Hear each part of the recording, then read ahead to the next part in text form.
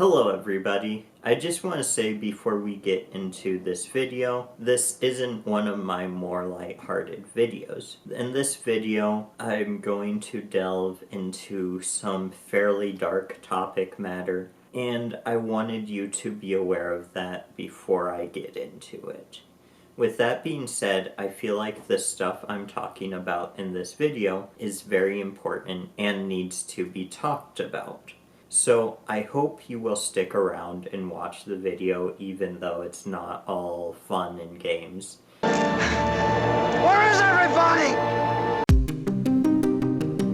So the very first episode of the Twilight Zone, entitled Where is Everybody?, is about this man who can't remember who he is. And he is going through this town where even though there's signs that people should be there, for example, he finds a lit cigarette, coffee boiling, and he even sees a movie projector playing by itself, but he cannot find anyone. And this episode is very appropriately titled. This is like one of the biggest childhood fears, that, you'll be somewhere and then you just won't be able to find anyone. And I think even though we all grew up, we all still sort of have that fear. And I think we all have that fear because as a human, we just aren't built to be alone and be on our own. And you might say, oh, well, I love being on my own. What do you do when you're by yourself? Watch movies or YouTube? Those are all things that imitate being around other people. I'm gonna go ahead and spoil the ending, so spoiler alert, if you haven't seen this episode yet and you care about that sort of thing, the end twist of this episode ends up being that the man we're following actually is in this sort of containment cell being monitored by people to see if he would be able to fly to the moon by himself. The man was confined alone in a box for something in the neighborhood of 484 hours. What happened to him toward the end, General, before he pushed that button or whatever it was? What happened to him is that he cracked. Creating the scenario in his head where he's through this town, and just like the childhood fear, he can't find anyone. There's something very interesting in this episode that is among the lines of, we cannot be alone, right? And there's something interesting to be said about this man not knowing who he is because there's no one around him. A lot of how we see ourselves actually comes from the way we interact with the people around us.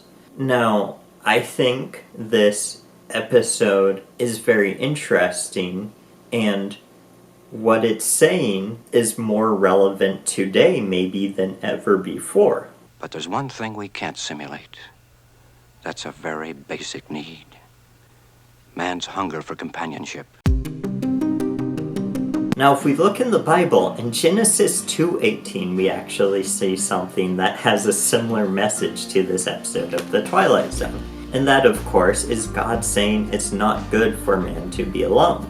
Now, unfortunately, a lot of times this passage is, I feel, misrepresented. A lot of people like to make this passage as, oh, it's saying everyone should be married, every man should have a wife. However, that is actually sort of contradictory to other things we see in later passages of the Bible. Paul saying that it would be better for everyone to be like him and to stay committed to God instead of to a wife. And Jesus lists all sorts of good reasons for people to stay unmarried. So it's kind of weird to take this passage and interpret it in a way that is contradictory to those other passages later in the Bible. I think something we have to remember when we look at this passage is Adam was literally the only human on Earth at the time. I believe that God was saying it is not good for there to be a human along with no other humans around them. Now, of course, what came from God saying this was the creation of Eve, which is what is going to take us to our next episode of The Twilight Zone. Maybe it's just an illusion.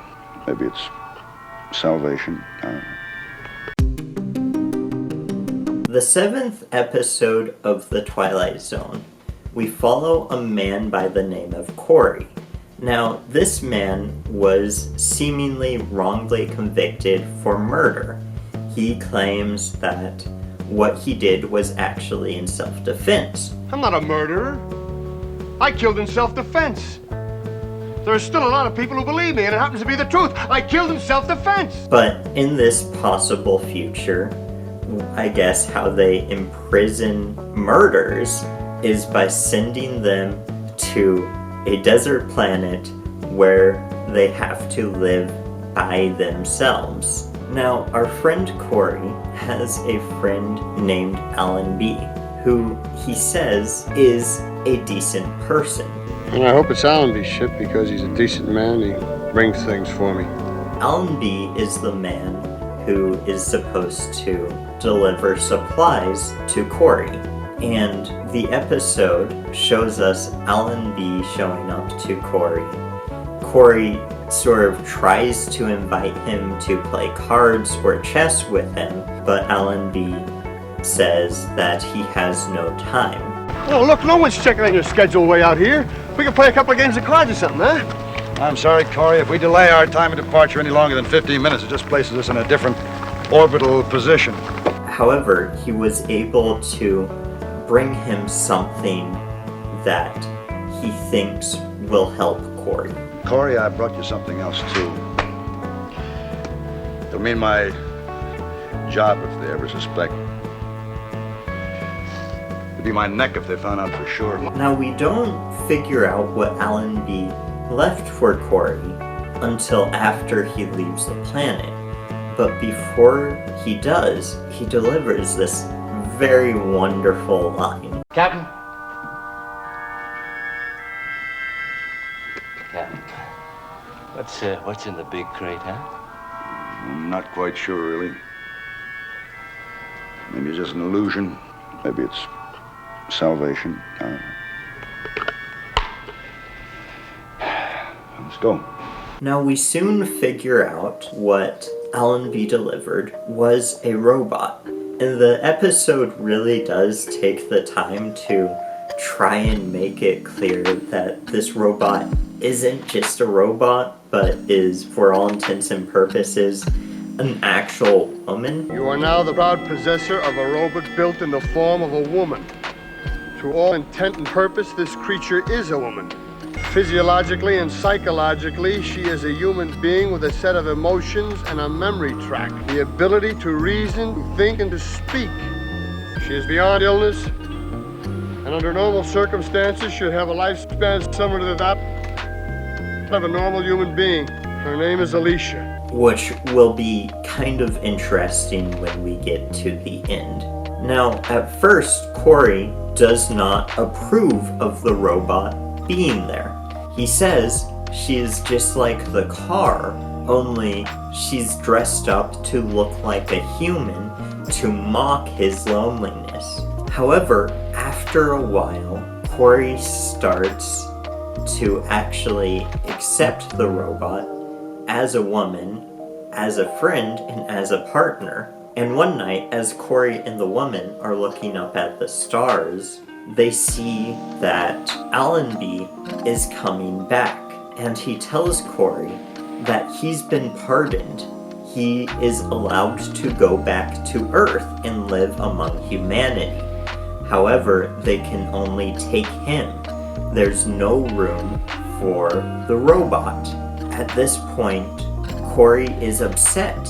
He's developed feelings for the robot. She's not a robot. She's a woman. He takes Allenby to the robot, trying to get her to show him that she is a person. However, Allenby, in order to get Corey to leave, pulls out his gun, shooting the robot in the face. I don't have any choice, Corey. I have no choice at all. Corey? No! No! And we see underneath her artificial skin the mechanical parts, and her repeating the name Corey. Corey. Corey. Corey. Corey. Corey. Now, at this point, Allenby says, it's just a bad dream. All you're leaving behind is loneliness. To which Corey replies, I have to remember that. Now, every episode of The Twilight Zone is kind of made to ask a certain question. And I think the question that this episode is trying to ask is, as Allenby said it, an illusion or salvation? Now, I could go along the lines of saying this episode is kind of about, is the machine alive? Is the woman an actual living person? But honestly, that's been talked about to death at this point. And I think there's something interesting that can be talked about that's not that. If we go along the lines of thinking that the woman is not a person and is just a robot, and that is, if by believing a lie, if by believing the machine is actually your friend instead of just something that is programmed to actively try and be your friend, if by believing the machine is an actual person, it actually helps you to be less lonely and gives you someone to connect with, is it okay to believe that lie? And then that begs the follow-up question, is believing a lie ever actually beneficial for you, even if you think it is? Now, this is where this video is going to kind of take a dark turn. If you don't want to hear this tragic story that happened in real life, I will let you go ahead and skip this chapter, which will be marked in the lineup of the video. However, I do appreciate everyone who is going to watch through this next part, because this is something that needs to be talked about.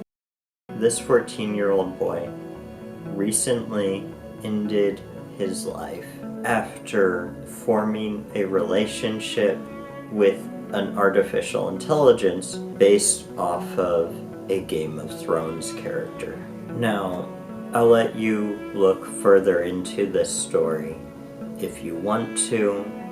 I don't feel I have the authority to talk about it too much, but it felt appropriate to bring it up in this video. Now, I don't know for sure if in this case, this kid was actually experiencing a whole lot of loneliness, or if, you know, having more people around him would have helped anything. I don't know anything about the kid's personal life, but I wanted to bring it up because there's a whole lot of things that his mother has said about before he took his life, had told the AI that he enjoys spending time with her more than actual people, essentially.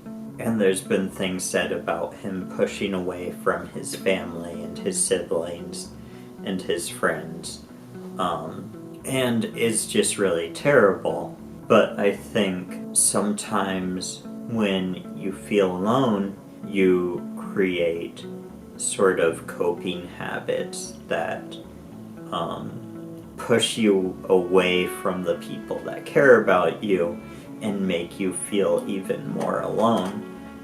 Again, I don't know all the ins and outs of this particular case, but I do see how that's happened before in my life, and I've seen it happen in other people's lives where they feel lonely, and because of that they just create habits that make them feel more and more lonely. But I think at the end of the day, you can create a lot to sort of cope, to say, oh, well, I don't need other people around. I don't want other people, right? But I don't think there's any truth within that. I think even though in the episode of the Twilight Zone, The Lonely, it sort of presents the robot as like, yes, she is an actual, for all intents and purposes, she is a human. But I don't think technology will ever get that advanced. And for now, it's like, humans need other humans. And I think sometimes we forget that.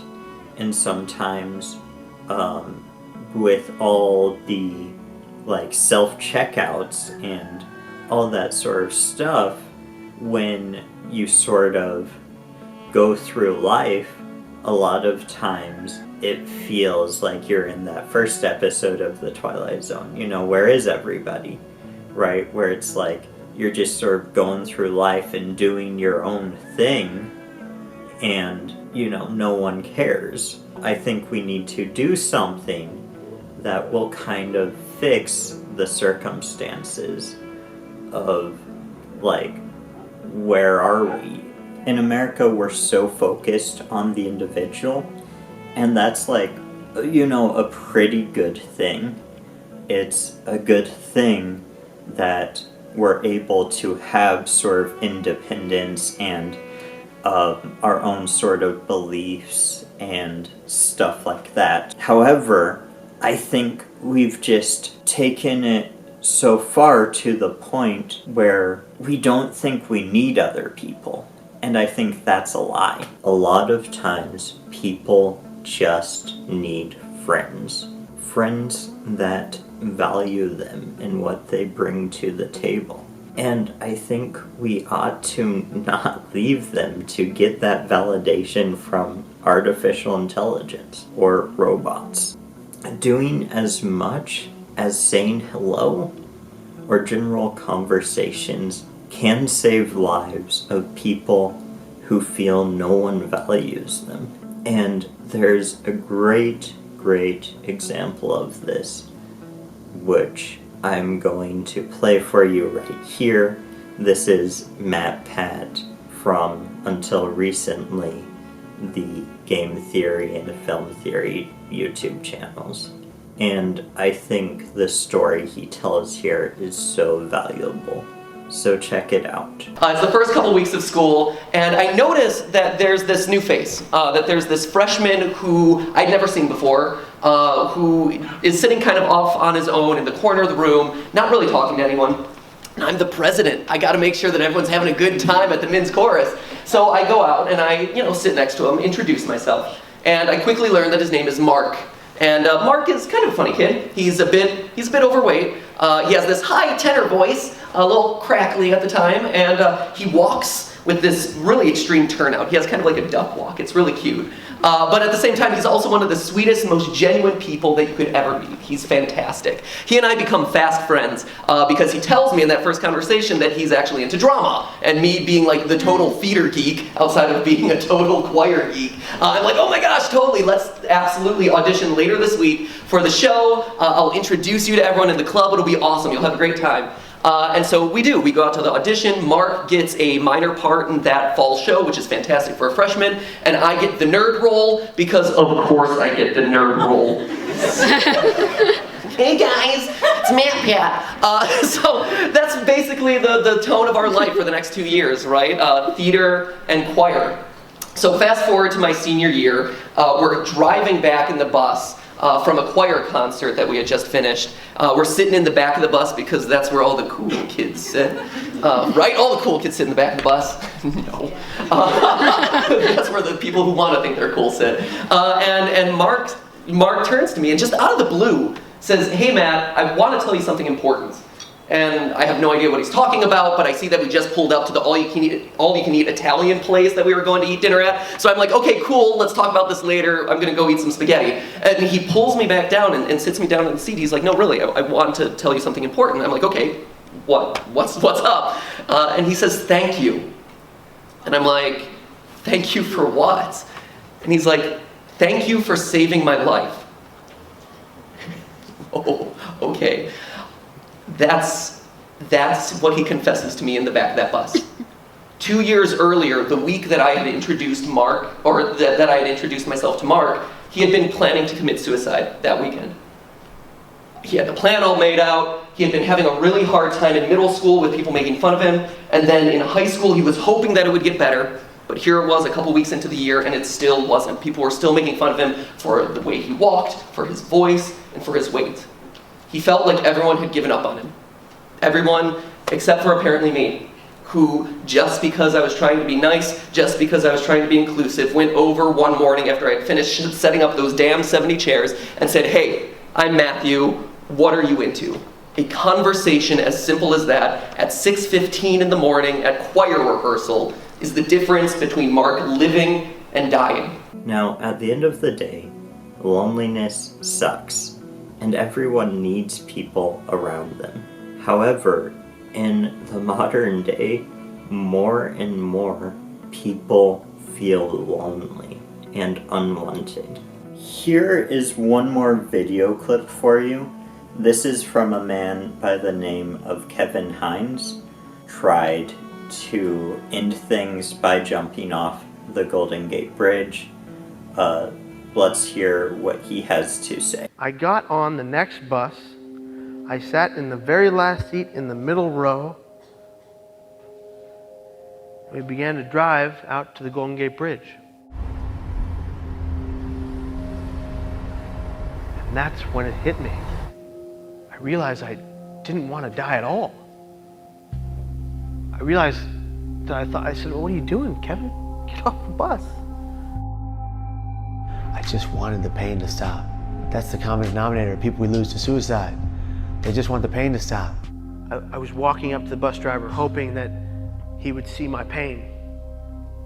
But I could not say it overtly. I could not tell him to look at me and say, hey kid, are you okay? Hey kid, is something wrong? Can I help you? The bus got to the bridge. I sat there crying. Bus driver turned, he stood, he looked at me and he said, kid, come on, get off the bus, I gotta go. There was a guy to my left, said to the fellow next to him, while pointing at me with his thumb, what the hell's wrong with that kid, with a smile on his face. I thought, that's it. Nobody cares. Nobody cares. I absolutely hate that clip because it shows the problem with the mindset of most of us here on this planet. We all just go about our own lives doing our own thing, not thinking about the people right beside us that are truly hurting and are struggling with feeling alone and unwanted.